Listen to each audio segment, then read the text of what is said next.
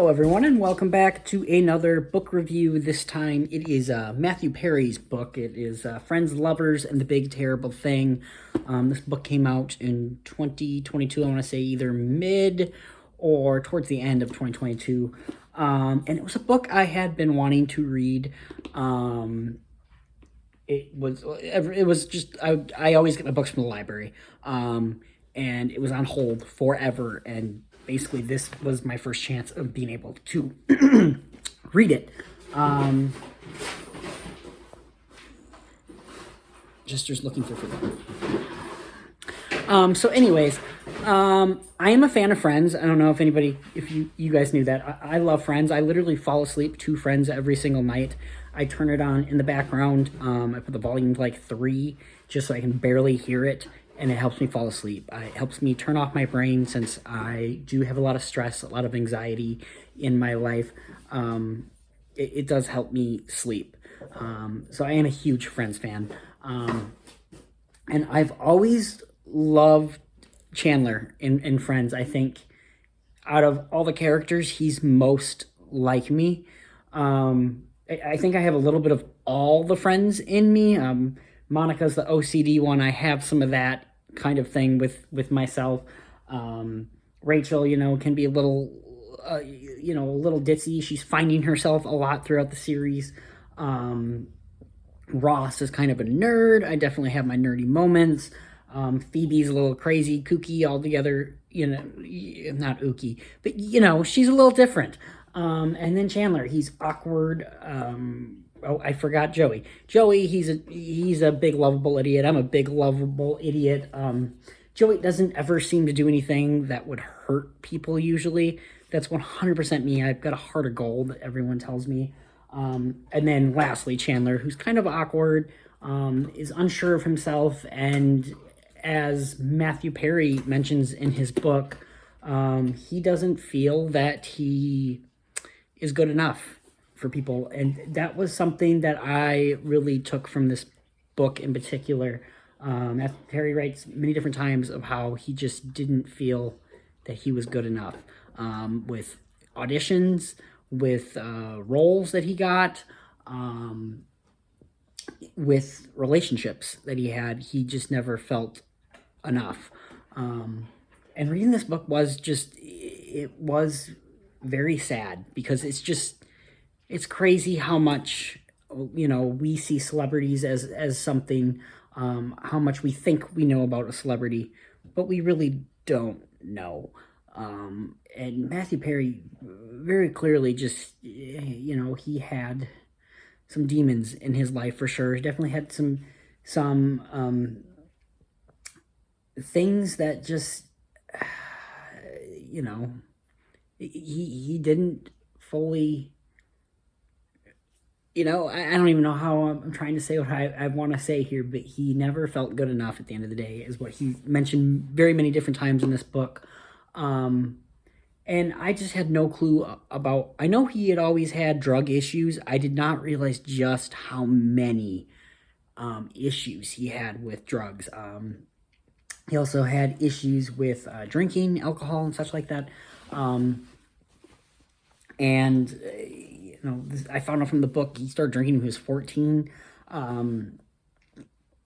His childhood, which, it didn't sound terrible, but it definitely didn't seem, it wasn't perfect by any means. And then just, certain things that happened to him from year to year. And it is really a tragic story of everything that he went through. It's just all the rehab clinics he went to, just him explaining, in his head why he felt he had to do these certain things and stuff like that. It was, excuse me, a very crazy story, this book. And just really a tragic life, because it really did sound like he pretty much was completely sober by the time he had died. I think he did die from, he had medication in his system, but it was more of medication helping him stay off drugs, essentially.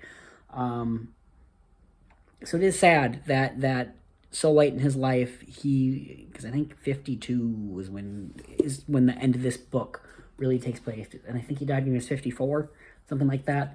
So it really is just a truly sad story. I do want to talk about some of the things that were very controversial when this book came out too, because there's a couple lines that he says in this book. I actually listened to the audiobook as I was reading the actual book as well. Couple lines about Keanu Reeves that he mentioned, which I understand why people thought they were controversial. When I saw it in the book, I went, wow. If you don't know what it is, there is a specific portion of the book where he's talking about his time filming a movie, his first movie, I believe it was, with River Phoenix. He said, it's crazy that someone like River Phoenix has died, Heath Ledger has died, but we still have Keanu Reeves. And he mentions it a couple times in the book. And it is kind of crazy because it was Keanu Reeves, of all actors, everyone that every interview I've seen with him and such, he seems like a pretty nice dude.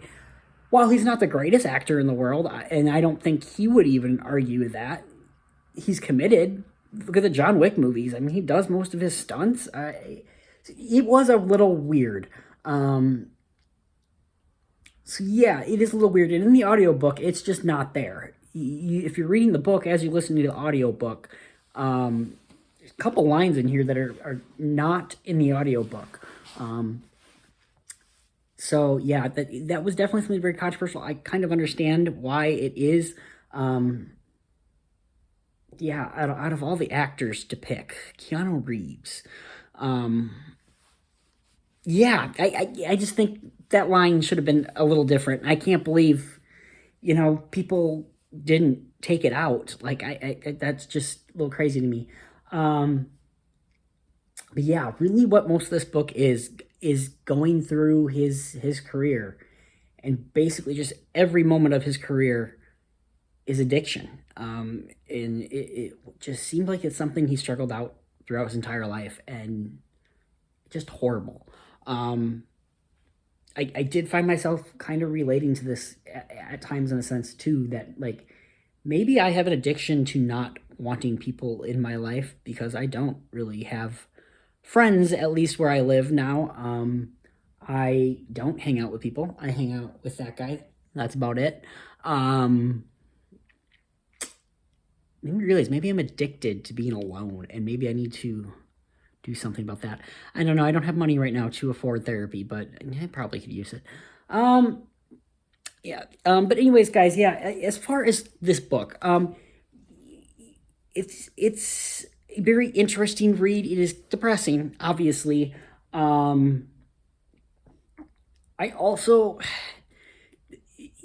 throughout the book he kind of goes back and forth in life. He'll like at the very beginning of the book, he's like 50 or something like that, and he talks about how his colon just burst, just blew up essentially. And then he goes back to the beginning. And then later on, he'll go back to when he was this age dating so and so. And the book just feels a little messy at times. So I'd have liked it maybe to be a little bit more in order. And yeah, I will say I liked how honest he was. All in all, the guy had not the greatest life, which is crazy when you think about the fact that he was on the biggest TV show of all time.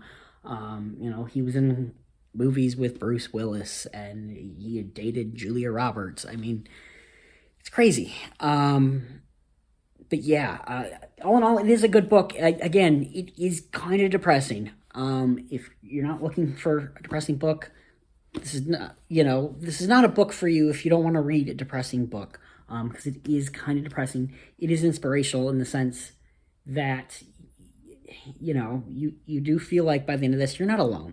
You really aren't alone. There's always going to be someone out there who's willing to help you, and that was a great thing to end on. So yeah, good book. Again, I don't really rate books. I kind of just say what I don't like about him. I go from there. So yeah, it is a good book. Again, Matthew Perry is someone that he's my favorite character in Friends. So yeah, I'm just going to want to read his book. I'm going to want to read any of the Friends books. So yeah, actually, the next book I'm reading though is the Dave Grohl book from 2021 that came out, The Storyteller, I think it's called. So that'll be the next book I read. But yeah, so that is my review of Friends, Lovers, and the Big Terrible Thing. Yeah, if you've read this book, let me know what you think of it.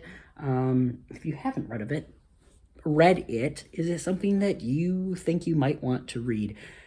Basically, just a book about addiction. Depressing stuff, but it's something that people do go through. So yeah, guys, I hope you guys have yourself a great day. Don't do anything I wouldn't do, and we will see you next time.